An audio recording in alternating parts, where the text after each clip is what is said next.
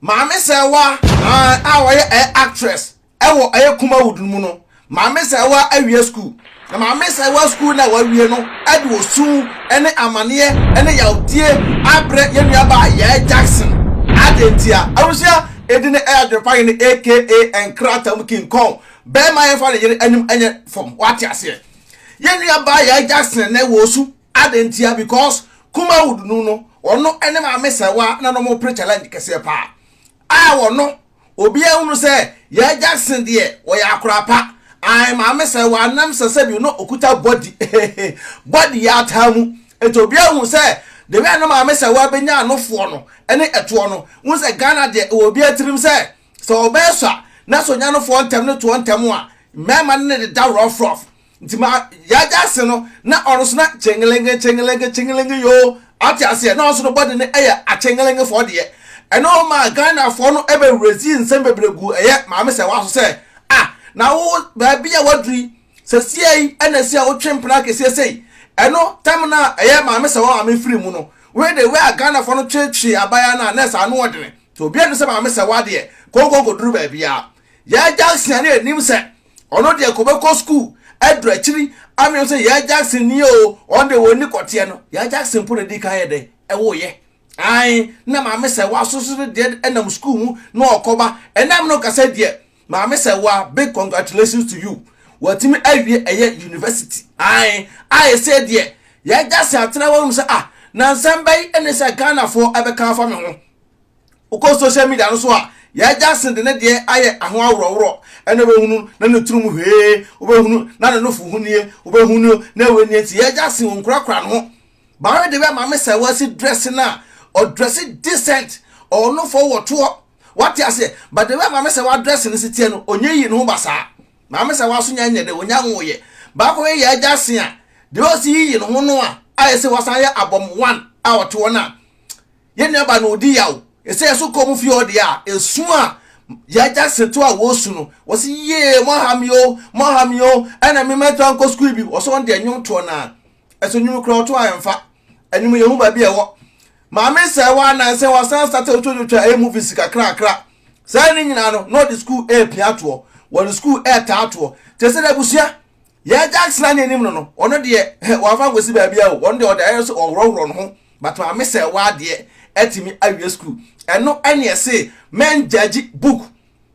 with the cover no what you say bie book num na kenkan okay kan a na be the way book no test ya chochoro brofu no chi Koran aya chochoro no ai Dutch atochoro no e na be kan de ate ase batu ko book no se book no da ball aso na ka se book de ball aso na da de a ene e wa ga se wa deceive ho te se de ye ne ba Maame Serwaa na so twempra kese no wono mumu no onya nwoye watima ko school ayo university Yaa Jackson na so oye no nanim se akra on de on pekote no no mpo de dika wo yo ai so de aye awrowro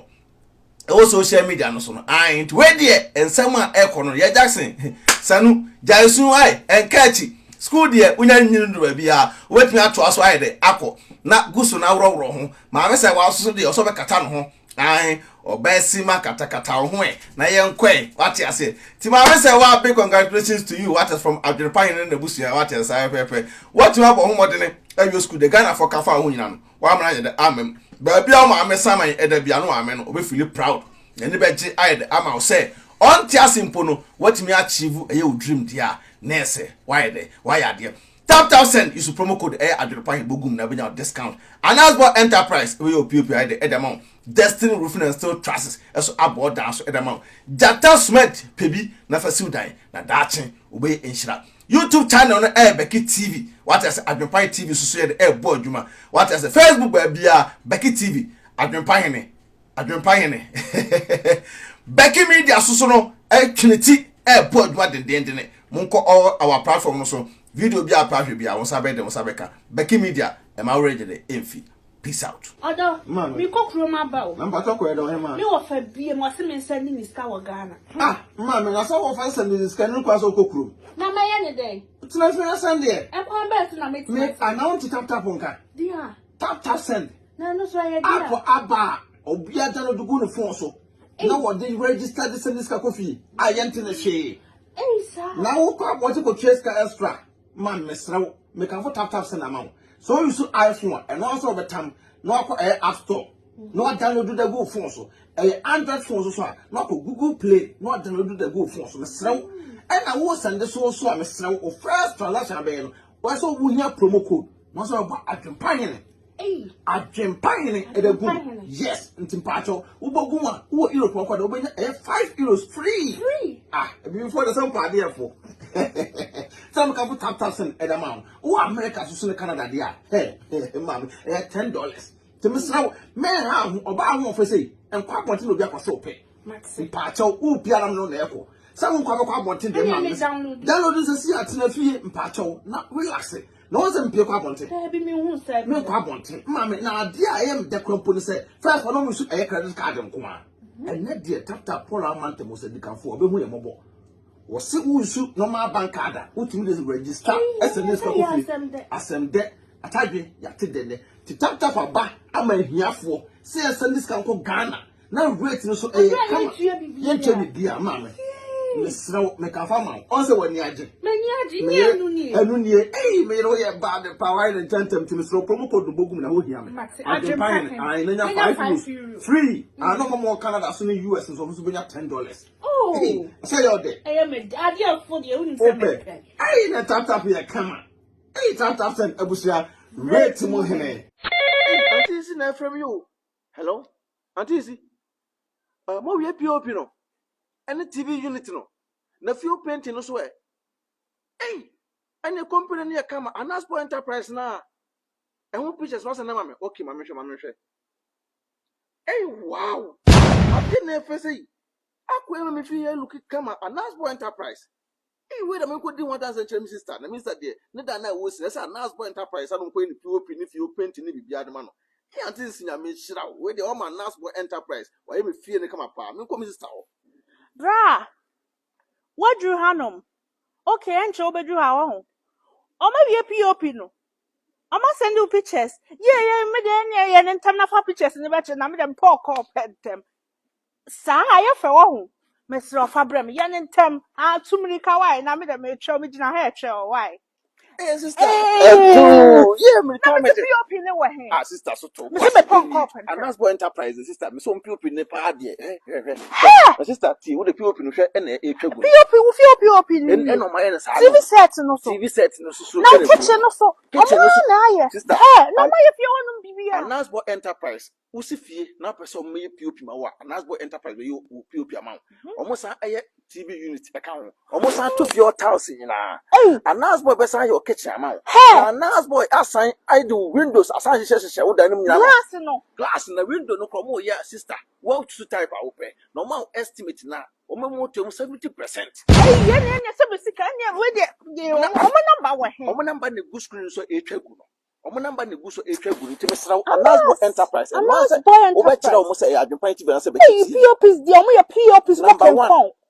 POP looking kon na ni ade de wom Anaspo Enterprise o charge wi a ono na kofa na neoma efiri baabi abuchire e de ba Ghana wow na omo sa no afo na go PO ami hwe ni POPs we na sister mesra wo dan na wusi no mesra nya mistake fa come Anaspo Enterprise baby show mo na kitchen TV set bibia wow POPs light system ni bibia o mesa atofo glass bibia ma na windows BF sister Anaspo Enterprise there mesra wo omo ye kenkon dream ka na me ba be ka kire no mesra ma me nya nam de me na ye na kona ko from the wo fa edima ref Adwenepahene no say Bekiti benya discount kama Anaspo Enterprise omo ye kenkon sister na ko be me say bra ka me ba wo asema ato me me say mabusuafo afre me enyo ya ka kire me say me dan na me boss 1 month ago no enyunugu awuda na wusi ne Ghana no me say enyunu ana say one for company papa company be na ko for sister ade wanted Destiny Roofing and Steel Trusses enka omo ye hefa Destiny Roofing and Steel Trusses omo Ghana sister e ban down so border number 1 and omo sign e border so 30 years warranty 30 years na we can unique Destiny Roofing and Steel Trusses ko mo na esa ko pass aboso ama wo ena tie omo be border anu so a omo ba free estimate ena omo dan so omo boso e ma wo say kimu a omo yusu nade sister ena omo say yusu nua enua no omo say shen adroma say pika empro Anka kampo roma emplonya hwe. Na wo ta brochire na wo kofa carpenter ni bi o hye enkwanche ko boda so. Wa bra Destiny Roofing and Steel Trusses ewo sister mesrew uduru Accra se pe. Ukọ kan se Pokuase Amamole Canada Junction. Accra Pokuase ya Amamole Canada Junction. Uduru ma wo so pe Destiny Roofing and Steel Trusses sister. O matuka akoye free estimate da man. Obi ate abrochire na kofa carpenter ni o hye sister mesrew me kanfo da man nti we den ha nkora. Ewo so aboka enya hwe ba Destiny ebeje wonkwa Destiny ebe ma bibia to ukwa wo se opese obuje estimator wo beto nti di ne Adwenepahene TV na se Beki TV ubo se di we kire o sister o meto mbo ase ahwo kama na obi a wo table kire aboka asida na won ko for Destiny Roofing and Steel Trusses da so sister me kan for da ma ha nkra yes omo number na go screen so no omo email address na go screen so e twagu no so atese o me board down so ama 30 years warranty 30 years baby wo 30 years bi wo na we na nti wo ha mo sa sister mesra on board down so ma wa on e che kula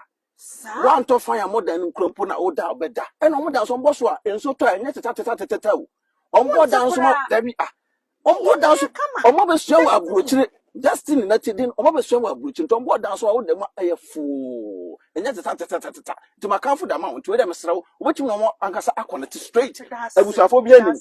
for one na bi ani sa pepe nte me kanfo aye de edama to we pa de for mo number no so na ese etwagu no email address na ese etwagu no sister abusia Destiny Roofing Sheet and Trusses omo ba magana fo Adwenepahene otwa supere kwabrefo waye kwa bibiri han bafo otwa buru mu wode putupuriye buraburu ma mansan wo fufuo